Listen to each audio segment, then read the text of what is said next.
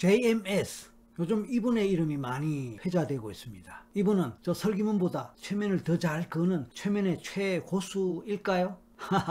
글쎄요, 어쩌면 그럴지도 모릅니다. 특히 요즘은 JMS와 관련되는 사이비 또는 이단 종교에 빠져서 피해를 입은 사람들의 스토리, 이야기가 많이 회자되고 있습니다. 또 그것이 영화화되어서 많은 사람들에게 충격을 주고 있다고 하는데, 과연 그 종교를 만든 또는 종교 지도자들은 어떤 사람들일까요? 그리고 그들은 어떻게 많은 사람들을 자신의 종교로 끌어들이고 또 그들에게 완벽하게 자기식의 신앙을 갖게 하면서 그들에게 결과적으로 피해를 줄 수 있었을까요? 과연 그들은 신도들에게 초강력 최면을 걸었을까요? 그래서 과연 그들은 정말 대단한 최면의 고수일까요? 흔히 종교는 인간의 고통을 덜어주고 인간을 구원한다고 합니다. 과연 그럴까요? 그런 면도 있겠죠. 그런데 종교에 빠지는 사람들이 흔히 종교에 미쳐서 정상적인 생활을 하지 못한다, 그런 사람들을 주변에서 볼 수도 있고, 또 길을 가다 보면 특정 종교를 전파하고 홍보하거나 아니면 전도하거나 포교하는 그런 사람들을 볼 수 있습니다. 제가 볼 때 그런 사람이 다 그렇다고 단정할 수는 없지만 많은 사람들이, 그런 사람들은 곧 종교 최면에 걸린 사람들일 수 있다라고 생각합니다. 그냥 종교를 믿는 것이 아니고 그냥 종교적 신앙심을 갖고 열심히 종교 활동을 하는 것일 수도 있겠지만, 이럴 때는 종교에 빠져서 자리 판단을 못하고 비정상적인 행동을 하고 남들이 이해하지 못하는 방식으로 살아가는 사람들이 있습니다. 그런 사람들을 종교 최면에 걸린 사람들이고 종교에 빠진 사람들이라고 말할 수 있는 것입니다. 사실 이런 일들은 반드시 사이비 종교에서만 있는 것이 아닙니다. 일반 기성 종교에서도 이와 같은 사람들 드물지 않게 볼 수 있습니다.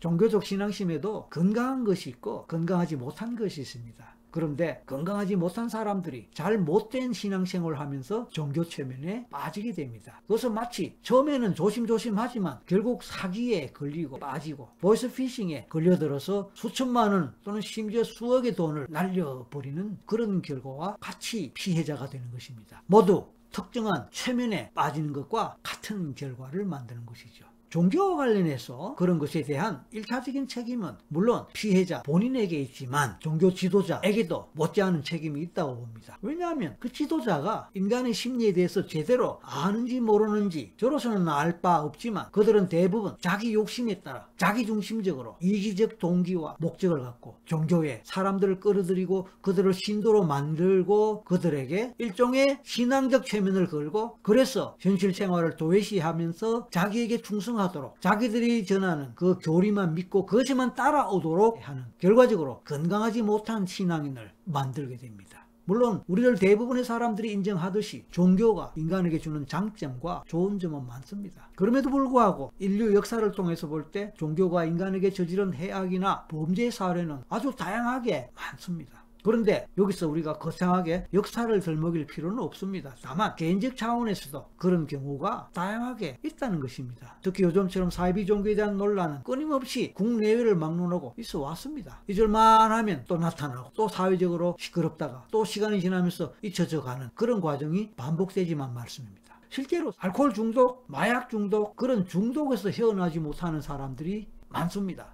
마찬가지로 종교에서 헤어나오지 못하는 사람들도 많지요.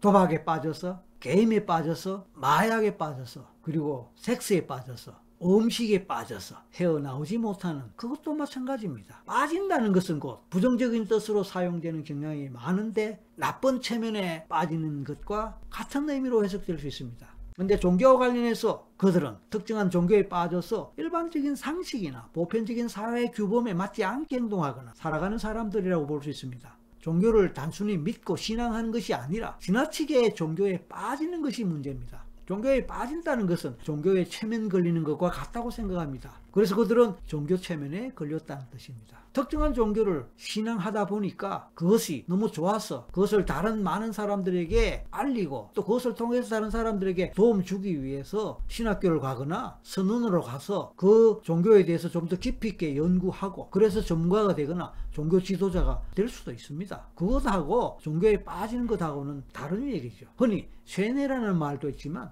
그것이야말로 깊은 최면에 해당합니다. 그루밍, 가스라이팅 이런 것도 일종의 최면과 같은 것입니다. 그래서 그 대상이 되는 피해자가 나쁜 최면에 빠지는 것은 같은 심리를 가진 사람들의 공통된 특성이라고 설명할 수 있습니다. 이런 것들의 공통점 중에 하나는 곧 처음에는 지도자나 또는 그런 쪽으로 유도하고 이끄는 사람들이 친밀감이나 따뜻함 속에서 그런 관계에서부터 시작한다는 것입니다. 그렇게 하다 보면은 그 피해자는 처음에는 긴장하고 또는 의심하고 경계하다가 조금씩 마음을 열고 상대방을 신뢰하면서 마지막에는 의지하게 되는 그런 단계까지 갑니다.